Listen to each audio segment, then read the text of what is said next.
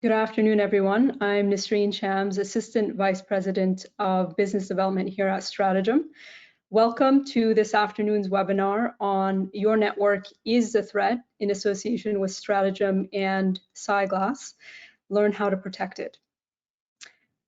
We'll start off with a few takeaways here in terms of what we'll be learning today. So the world is hurtling towards the cloud. Services and managed solutions, it's imperative to be on board with this paradigm shift. 3 takeaways from today's presentation will be: know the devices that are on your network and understand the risks they are creating for your environment. As well, monitor for attacks that have bypassed your defenses and are operating on your network, whether it be traditional or cloud. And lastly, you must be able to prove that the program is effective with reports and showing reduced risks and continuous monitoring of threats. For those of you who don't know who Stratagem is, we are a next generation managed security services provider, driving superior cybersecurity outcomes through our innovative security as a service model, leveraging the potential of the cyber mesh architecture through various technologies like SciGlass, which of course we're featuring today, and how we can enhance visibility in your environment. Of course, Stratagem was recognized by Gartner this year in the market guide for managed SIM services, the only Canadian company out of 25 globally that were recognized. So if you'd like a copy of that report, you're more than welcome to reach out to me through LinkedIn, email, or anybody at Stratagem. We'd be happy to give you a report for your review. And now I'd like to introduce our key speaker for today, Wayne Delissier. Wayne is a seasoned cybersecurity expert who leads a team of talented professionals in the relentless pursuit of securing networks globally. He has a passion for identifying network traffic anomalies and defending against emerging threats. He also has a track record of successfully defending organizations from cyber threats and a vision for a more secure digital future. So with that being said, I'm going to hand it over to Wayne to walk us through SciGlass and all the basic details and how we can work together moving forward. So go ahead, Wayne. Thank you very much. It's a pleasure to be here to talk about your network is the threat. A little bit about the agenda and housekeeping. Cyber attacks are always evolving. We're going to go through just a little bit about the autonomy of a cyber attack. Some best practices, how to protect your network, a little bit about how the network meets AI-driven security compliance. It's one thing to know about the security and find the security, but how do you prove to an auditor or someone else that your controls are working? Preparing for the future of network security, and then we'll have a Q&A. The webinar recording and slides will be shared at a later time. Please ask your questions in the chat. SciGlass was founded about 14 years ago as a think tank. We went to have a commercialized product 5 years ago, and we've been acquired by WatchGuard just 2 weeks ago. One of the key premises of SciGlass is that we wanted to take this technology that we fostered in incubators and really take it to medium to small size organizations. Everybody has a large team who could afford these things, but when we start to talk about the medium to small organizations, some of the tools that really look at the network is very complex and it has to deal with a lot of teams. So we wanted to take those approaches, use machine learning, use AI, do the things that multiple people were doing, and bring it down to a manageable area. And one of the things that we found is that even small to medium-sized organizations, if we look at ransomware, it's very costly. The average ransomware request is $800,000 in US. And then if you don't pay that, it's approximately 1.3 million to recover totally. And that takes really a lot of time. So the average downtime from the time that you're infected with ransomware is 18 days. The average recovery is about a month, 30 days. And that means that your business will be impacted for 30 days. And that's what goes into the 1.3 million. This is according to Small Business Trends, and I've witnessed this firsthand from small to medium-sized companies where they've been down. 30 days has been very conservative. They received a little bit of ransomware. They thought it was benign. They tried to stop it. They looked at it different places. It just got out of hand, and they were down for 3 months, not able to do POs or ship any product off the shelf. Now, going into the autonomy of a cyber attack, you could argue quite a bit about these stages of the cyber kill chain, what happens first, what happens, but I really like the fact that there's 3 different tiers. There's an access tier, there's a network expansion tier, and then there's an execution tier. And some of the categories of happens with the access tier is really phishing and email, the introduction of malware, brute force password attacks, so just hammering you for password attacks, getting valid credentials, all those things, that technology has really come into play that it takes hours to really initiate some of these things. And really, that's where cybersecurity is really focused. So if you look at phishing and malware protection and brute force attacks and multi-factor authentication, there's a lot of attention on those things. There's also a lot of attention on the outlier, where the execution phase. So data exfiltration, backup destruction, really mass data encryption. A lot of attention has been put to there.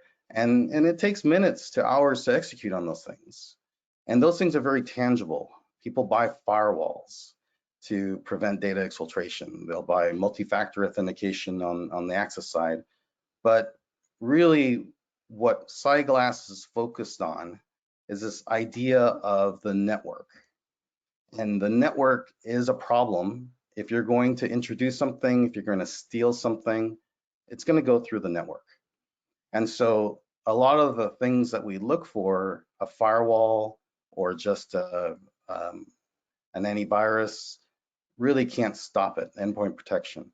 So in that, you could see the problem is the permutations of how you could really execute the cyber attack. And that, on average, has taken 7 to 10 days. And this is very, very conservative. I've been to customers that they've had people in their network for 3 years. So they absolutely had no idea what was on their network and what they were doing. They just sort of left it. They had VLANs that were just running, and some contractor created it, and they just left it.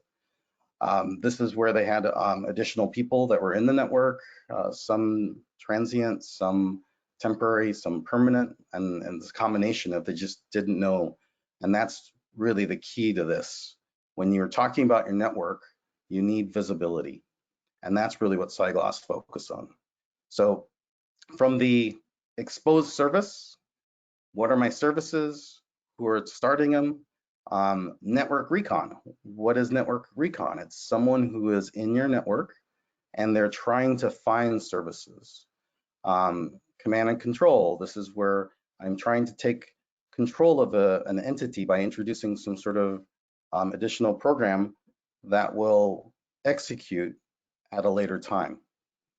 The data staging, the lateral movement, that's essentially moving. Once you are in a network, I have control of your network.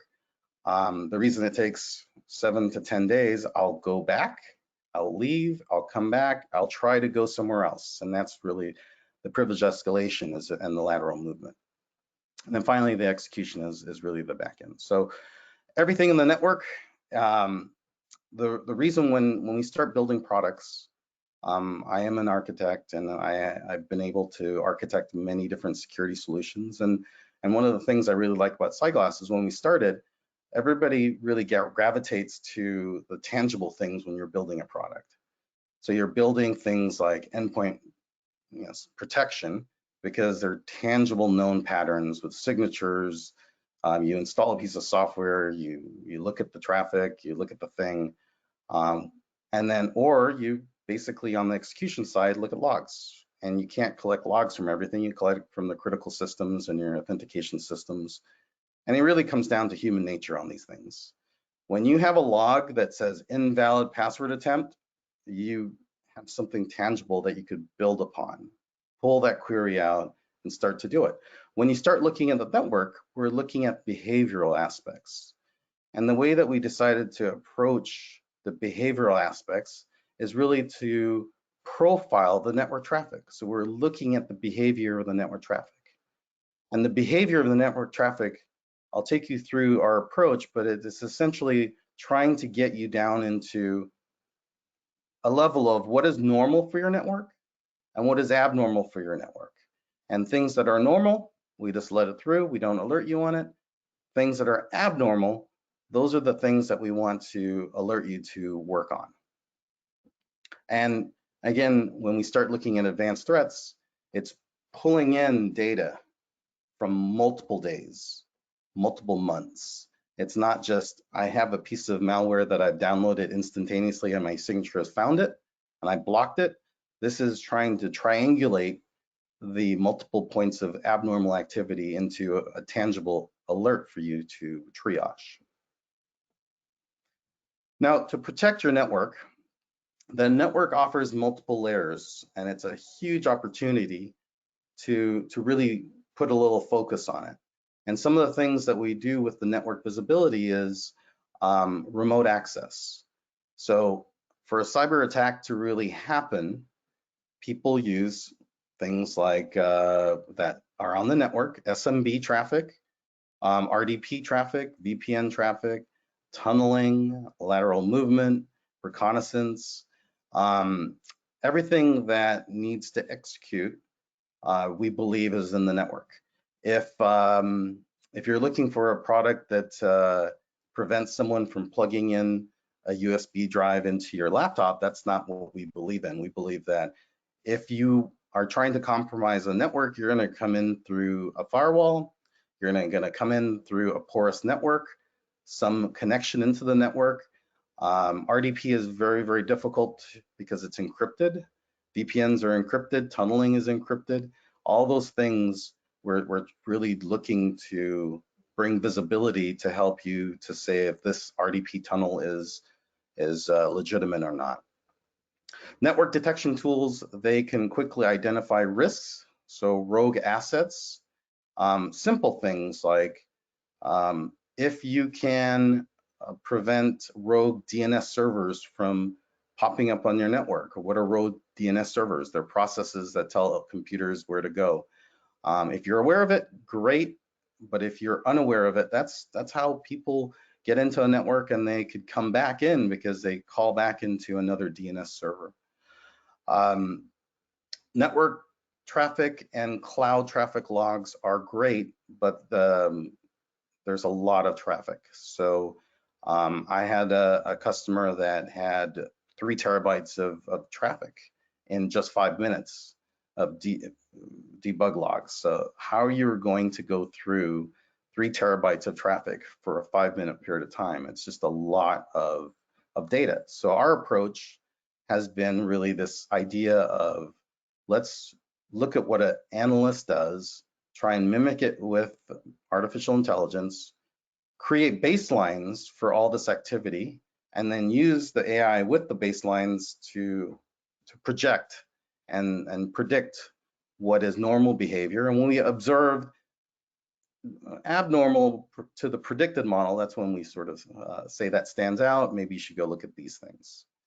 The other thing that we see is that there's a rise of IoT devices. They're just basically IP cameras. They're mini computers that could be compromised. We do see cameras that should be getting updates from a certain location, go to foreign countries, things like that they're unaware of, that the IT camera or the IP phone that they put on the network is really changed its behavior.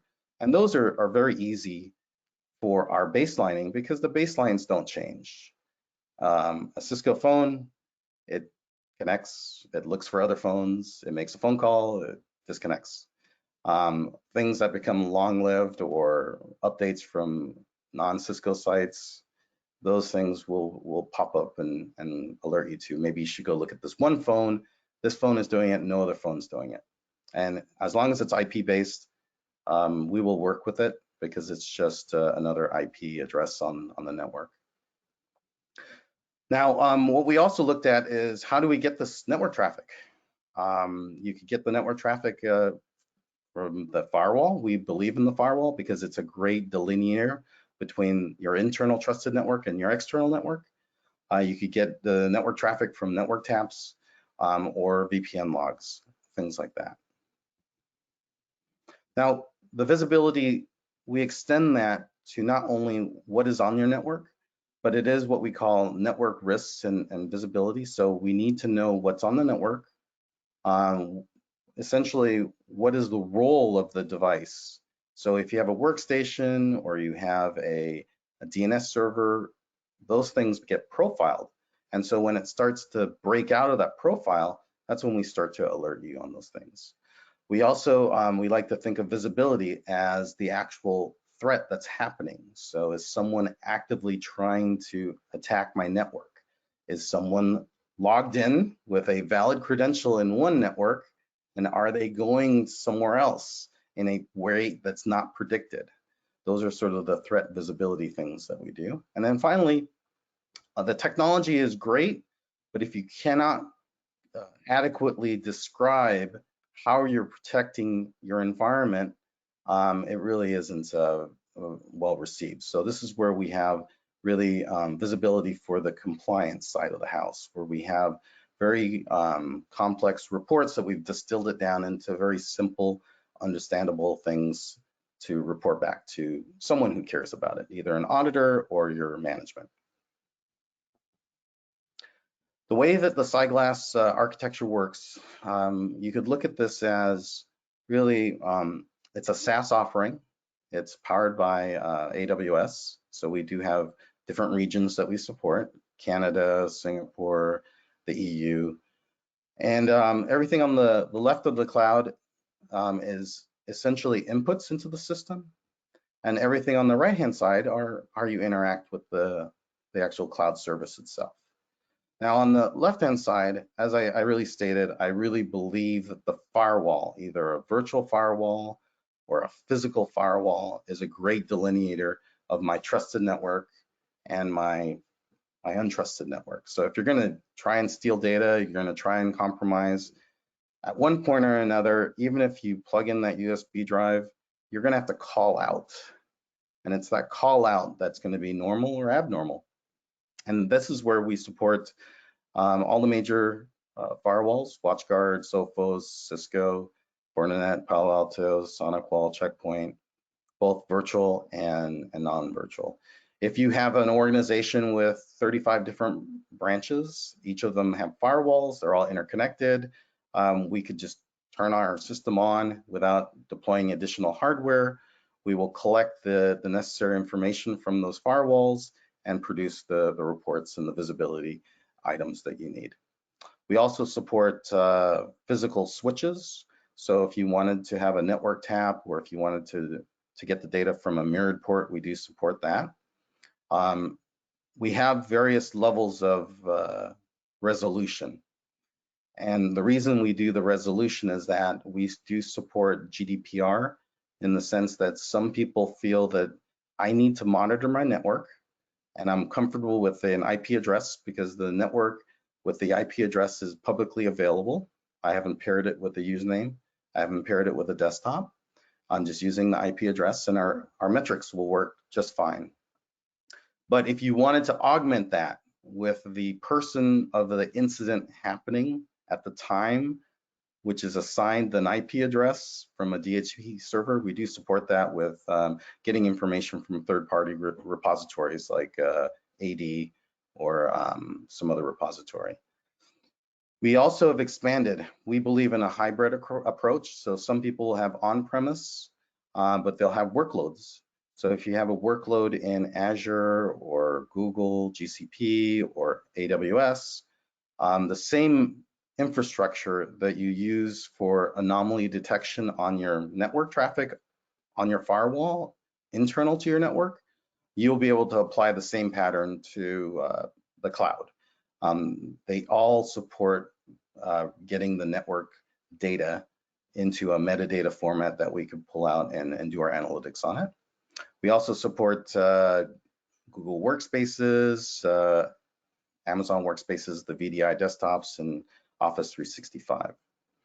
One of the things that we went into was to, it's one thing to have the network patterns and know exactly what happened on the network. And there's another pattern where people were saying, I already know that this is a vulnerability. My Microsoft Defender found this malware, but I don't know how the malware got to that computer, and I don't know what other abnormal events this particular computer has done since it's introduced this malware. And so this is where the combination of the endpoint protection plus our network approach, which is where we find the incident, we pull it in from the EDR vendor, and we will marry it with all the abnormal traffic. And this is where you could find out, okay, there are 4 different servers that you communicated with after the infection. Maybe you should go start with quarantining those 4 servers out there. And that's where it goes back into the time. I've been with customers that they basically said, I've been infected. This is the eternal blue that we caught. They said that there was nothing in their signature-based EDR solutions that were picking it up, but we kept on saying it's still populating because the network traffic is abnormal. And it really wasn't until they were able to, 3 months later, get to the point where their traffic returned to normality. And that's because they kept on basically scanning the network, but they were scanning it in an ad hoc way. They didn't have a targeted way to go find what other computers were infected. So this is where the marriage of the two really come in hand. On the right-hand side, again, is how you interact with our product. We do have reports we'll show you. We have alerts. We have a remediation strategy. So if you want to block the traffic, both on the firewall or in AD, you have the ability to do that. And we integrate with third-party SIM source and other solutions. Now, the way that our system works is when we start to look at the traffic, this is where the raw traffic, in this case, this is an example of just traffic collection from one customer over the course of 5 days, about a week. They had 17,000 internal IP addresses and close to 75,000 external IP addresses. So that translated to about 5 terabytes of traffic in that week. So that was 5 terabytes of traffic. And so traditional NDR solutions would take the 5 terabytes of traffic, replicate it through your environment up into the cloud. That means you have 5 terabytes of traffic in a week, and then you would have to process 5 terabytes of traffic. Our approach, that's a little bit too heavy, especially with 90% of the traffic being, so the 5 terabytes will be encrypted. We've gone to creating flows. And those flows are, we use a standard which is known as NetFlow. It's been around for many different years. And so what we do is we take the raw traffic, we then convert it into NetFlows. We then we'll just take network traffic from the switches or the routers from NetFlows. We will then convert that. So if you look at this, for 17,000 internal IP addresses, it really turned into 2.73 billion flows. But 2.73 billion flows is certainly not the terabytes of traffic that we would have to go through and look at. Now, it's from those flows that we create these baselines. And those baselines are like computers, the flows of traffic. This IP address is going to that IP address. We create peer groups. We then we do our robust baselining and really the algorithms. And then we then create what we call machine learning events. So we take the 2.7 billion flows, We use machine learning events. We translate it into 5.2 million flows. You can see that the reduction is getting smaller and smaller. Ultimately, we convert that into 9,000 behaviors. And even at 9,000 behaviors, it seems large, but when you look at every single transaction happening throughout the week and trying to correlate that across 2 weeks, 3 weeks, 5 weeks, a month, 6 months, it's actually easier to correlate 9K of traffic than 2.7 billion flows or terabytes of traffic. And then finally, what we wanted people to interact with were, in this case, 21 smart alerts. The smart alerts are taking the behaviors, the machine learning, the baselining, and consolidating it into incidences. And there are only 21 that they had to look at in the 5 days.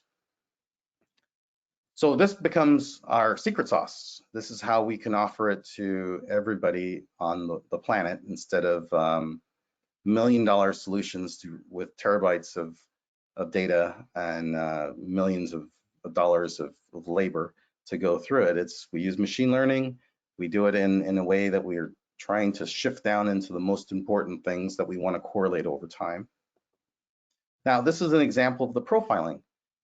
We profile on users, we profile on devices, and this is where you can see in the case of Office 365 and the Azure accounts, we look for the machine learning events, which is possible brute force attacks, suspicious access locations, anonymous file activity, suspicious rate of activity. So those things by itself are not necessarily log entries, because who's going to say in the log, okay, who's looking up a file, and is this normal or abnormal? They look at the actual access and the person of the access, and they try and correlate that. That takes a lot of query power. But if we create baselines for files, users, that's where the baselines will deviate, and that's when we alert on it. Now, what I'm going to do is go into a live demo and really try and articulate the value of the network and how it's could be compromised. And to do that,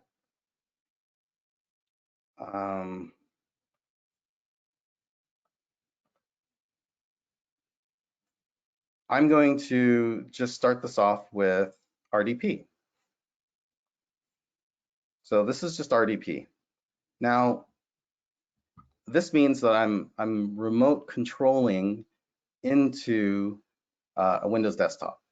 And the importance of this is that some auditors, and depending on your industry that you're in, they do care if you're going through a Citrix server, or you're going through a jump server, or you're going directly to the Windows workstation. And the reason that they care about it is that there are certain controls that they've applied to it when you go through the remote desktop. So for example, some organizations will limit from the desktop and the RDP copy and paste, or even simply copying from your major desktop to your other desktop, the virtual desktop, or dragging the files out of the desktop because they're really worried about exfiltration of data. If you go through the jump server, they've locked it down, they've eliminated you from dragging this file that you want to onto your desktop. There's still many of the organizations, the auditors, they're responsible for the data and a Word document getting out from a controlled environment is they're still responsible for it. Now, in this case, how I connect, I'm going through a no proxy. So trying to connect directly to a workstation or going through the Citrix will have ramifications, and some people will have to report on that. And many of our customers, they like the fact that I'll show you the tooling that we do that really shows you where the connections are going and then which ones are normal or abnormal. Now, what I'd also like to highlight is that from my desktop, which I'm not on the virtual machine, I'm going to SSH to AWS. And one of the things you can see, I'm connected to this IP address, and I'm on really my instance in AWS. One of the things, it just shows up in the log. This is the key that I used, and I connected through an IP address, and basically that's the record of it. What it will also show is that if I collect here, I've also used the same key, and I've connected from a secondary location, which is right here. Now, it's encrypted traffic, so you really don't know what's happening in these particular systems. And that's where, if you go to, and I pulled up an example of what you see in, just to pick on AWS, really is this right here, which is, you could collect the logs. So you'll see the logs will have a date stamp. It'll have really this idea, they'll pick up really quickly, invalid user, that's you're trying to use a credential that's not being used, but is compromised. But in this case, I have a public key, and I'm just using it in multiple places because I copied it in multiple places. So it shows, here you go, public key for EC2 user from blah, blah, blah to using this port through this protocol. You have to go through, in this case, if you look at how many entries in just a 5-minute period of time, and if you have to go back to your auditors to who connected with RDP, who connected with SSH, should they connect to? Those are some of the questions that you have to prove back to your auditors. So how do you prove that? And so if I go back, and with the premise that, yeah, you need to know what SSH connections are connecting, because there are also an impact to this. If you look at this, I could initiate GitHub from my virtual machine, or I could initiate GitHub from my desktop. 2 different connections. Which one's valid? Which one's invalid? Which ones should I really look at? And that's what we're looking at, the network traffic, and we're pulling it all together to figure out if this is normal or abnormal. And the way that we do that, if I were to pull this up again, it all comes down to this idea of baselining. So the things that the baselining that we create with every connection, and this is important, whether you connect through SSH, RDP, an API call, it all comes down into really these profiles for us, which is things like unexpected connection, unexpected location, unexpected time, unexpected duration. Is this conversation abnormal or not? So those things are, if you look at this example right here, if I've never connected via this virtual desktop, that becomes in the profile. You're connecting to this for the first time. If I actually start pulling down data, I've never pulled down data in that way. That becomes an anomalous connection of data that's being downloaded or uploaded. All those things the AI is going through and trying to figure out what is a valid connection from an invalid connection. Once we start to do those things, we try and distill it down into very simple things for your auditors or compliance people or management to understand. So I'll pull up the UI. This is our UI. And so this visibility that I talked about, it really starts with, if I go over to these alerts are not necessarily bad, they're not necessarily good, but they're letting you know that things in your organization are being sort of violated that you wanted us to let you know. So for example, RDP from external to internal sources, or activity to block countries. There are 53 connections there's 7 blacklisted countries in the US. And basically we're saying that there is communication to, and there's communication from those blacklisted countries. And that's where customers will say, well, I have a firewall that I programmed it to block. Well, the problem with that approach is that your firewall administrator may have opened a port for some reason, good or bad, to a country that is not known to them, or they've implemented this block countries bad, because we're looking at raw traffic. And so this is where we could print a report and say, okay, there is activity to block countries. You have to report back every connection. We have a customer that is in mainland Singapore. They have to report every connection to mainland China. Good, bad, any connection. And this is where the firewall was supposedly blocking it, but we still saw connections for Netflix into China. And those are the things that they opened up for a reason, but they were unaware of it. And that's the visibility that we talked about. Now, going back to the example of the RDP, if I were to click that to give you a little bit more detail, in the last 7 days, this is where we let you know that there has been traffic, regardless of the traffic type, of RDP from the external world into your internal world. And this is where I can tell right now that these two servers are the jump servers. So there are controls that are in place that I can't copy and paste. I can't drag the file out, but you can still get to your desktop. Now, that is basically on this server, 430 connections for the last 7 days, and then 220. So I've basically looked at it and said, okay, I'm going to exclude this. I don't need to be known, have those known, but I do have a problem. I have these servers that are being connected through the firewall, through an external source, and they're actually connecting, and I don't know if it's good or bad. And this is where we could then dive in. But I do have to report back to my auditors that they're going through the jump servers. They're bypassing it. These could be administrators for legitimate reasons, but I do have a problem with a handful of servers that I need to tackle at that time. And that's the idea of what we bring to the table, is looking at all the traffic, trying to bring it back down, and then take you into proving it to your auditors. So what that looks like in this report, if I were to pull this up and go to this ransomware prevention report, and all I have to do is look for RDP. You could see that the way that we really try and distill the information down to someone else who cares about it is, this is the objective: unauthorized remote access. We have a state of, we give you the risk, there's a risk score, and we color code it, which is green being good, amber being medium, and then red being bad. And then we tell you if it's compliant or not. And the way you're compliant is you solve these things.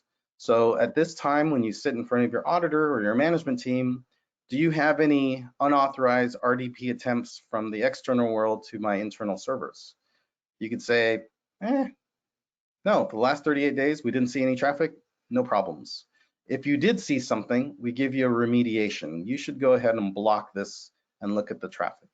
We do that. If you look at the categories, it's SMB leakage, so NetBIOS internal, NetBIOS traversing the network. That's where it matters the most to a supply chain partner or whatnot.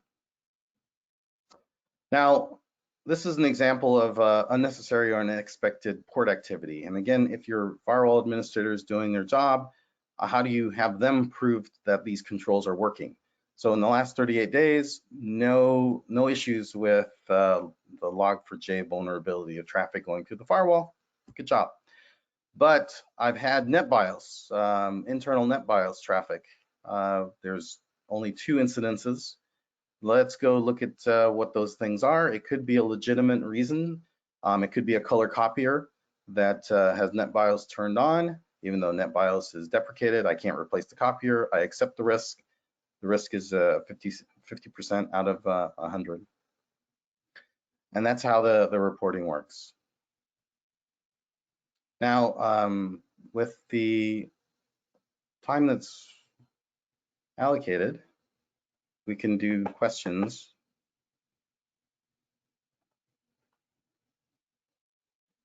Thanks, Wayne. So there's a question that came in here asking, I am mostly cloud, MS Azure, AD, and 365. So do I still need a network-focused solution like this? Absolutely. So if I were to bring up our architecture right here, this is an example of a hybrid. If you're 100% cloud, you will still have workloads on the cloud. This is where we will take our network traffic, and instead of using logs, you will use the actual network traffic. So in the case if you're running it on Amazon, you'll be using CloudLog, CloudFront, and that has a lot of data, a lot of logs. You still have to parse it and find things. So this is where our reporting will work to tell you what the connections are, where the abnormal connections within your AWS workloads. And if you have workloads in multiple clouds, this is where you get the consolidated security. If you also have Office 365, we do support that. This is where you can attach, give us permissions to look at the data that we need, and we will then look for, essentially, even though it's called Office 365, most of our customers have really wanted us to focus on files, file activity, downloads, abnormal uploads, abnormal accessing of the files. And the machine learning has become very, very good at predicting an event that's happening with an employee. Either they're ready to leave or they are going to be terminated, because there's files will be downloaded or uploaded very quickly, moved, deleted, and those events are alerted and let you know what that is. We have another question here, and in the meantime, I invite the audience to put any questions they may have in the chat as well. We'd love to get to them. The other one is asking here, will this type of service see a system attack like Log4j or SolarWinds? Absolutely. So in this case, the profiling that I talked about, we are looking for known Log4j vulnerabilities, the exfiltration of the data.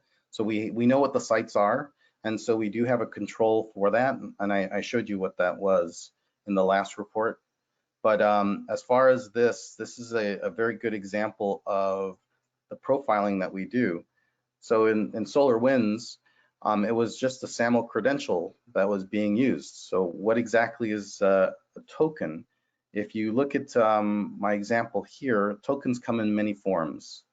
They could come in really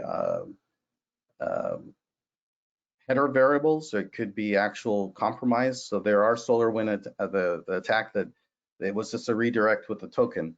And in this example that I have right here, this is an example of a token for GitHub.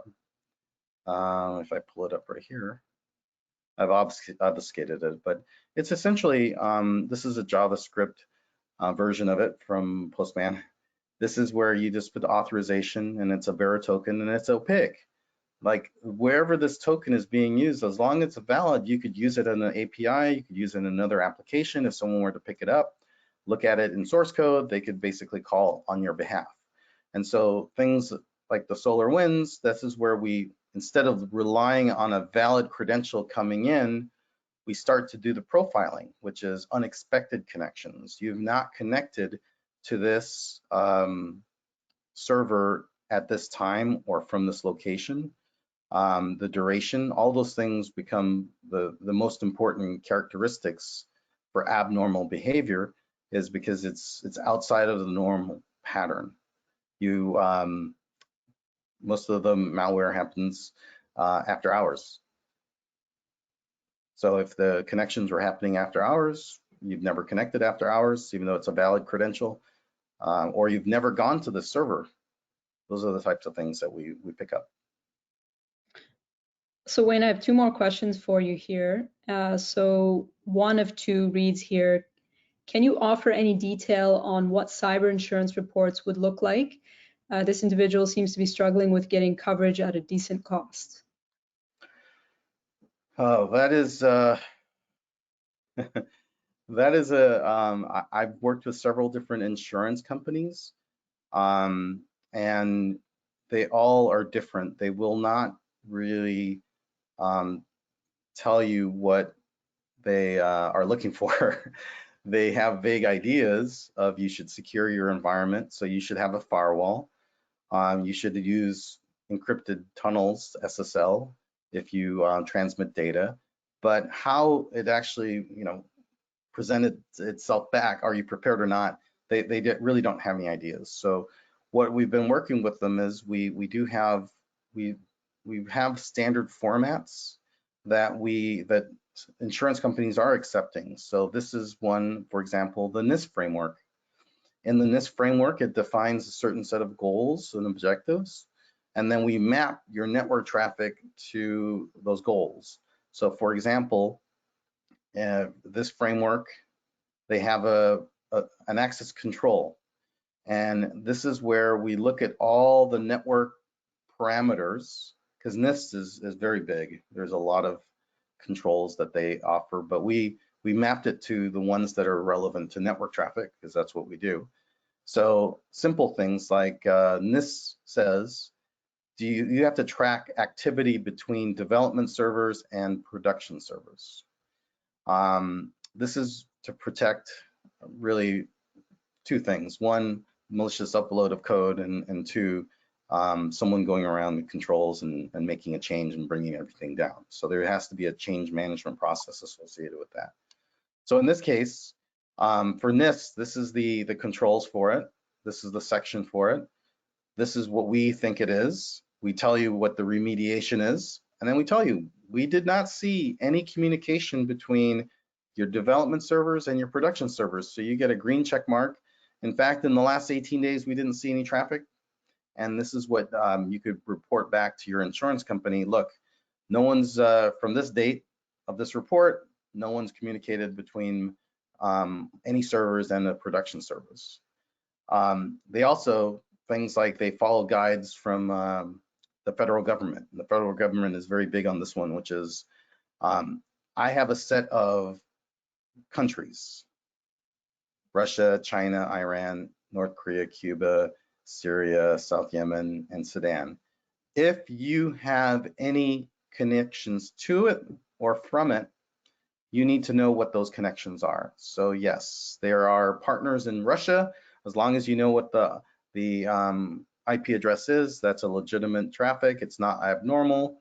You could report back to your insurance company, I have not had any communication with block countries. And so it's a series of walking them through the controls as it pertains to this particular framework. If they don't like this framework, we could go back and we could pick some other ones.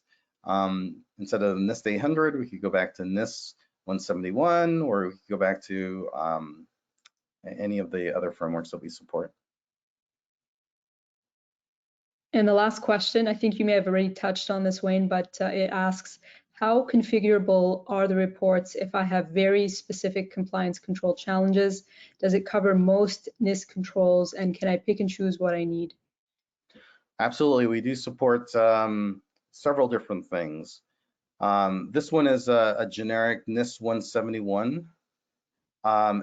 If there are certain controls, many of our clients, they don't like to give the full report as is, because if their auditors aren't asking about it, they don't want to give them more information. So the way that we handle that is, you can, if they are not asking for certain things, you could pull it out of the report. So if you if they don't care about this one right here, detect internal traffic to or from Facebook, they haven't asked me about Facebook.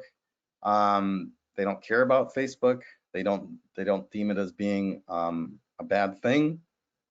NIST, they still want you to control your social media, but if they're not asking for it, you could take it out. We've also, the way that we have implemented the infrastructure here is that we do have the ability to, if I go back to settings and network defense goals, you can see that we support Cyber Essentials, FFIEC, ISO, this Motion Picture Association. As long as you have what you need, you could create your own report. So the Motion Picture Association is specific to motion pictures, but it's a hybrid, a limited functionality of the NIST 800. So we've taken the NIST and taken out all the things that the motion picture associations didn't care about. And then we created a new report for it. So it's very flexible to do those things depending on what you're trying to report back to your auditors or insurance companies. All right, that's great. That concludes our webinar for today. I want to thank you so much, Wayne, for your time today and your expertise. And I want to thank as well everybody that attended. We will be sending a recorded version of this to everybody by email in the next day or so, and placing this on YouTube if you want to send it to colleagues internally. If you have any more questions, feel free to reach out to either myself or Wayne on LinkedIn or email. We'll be sending our contact information out to you guys as well. And thanks again. Have a great rest of your afternoon, everyone. Take care. Thank you.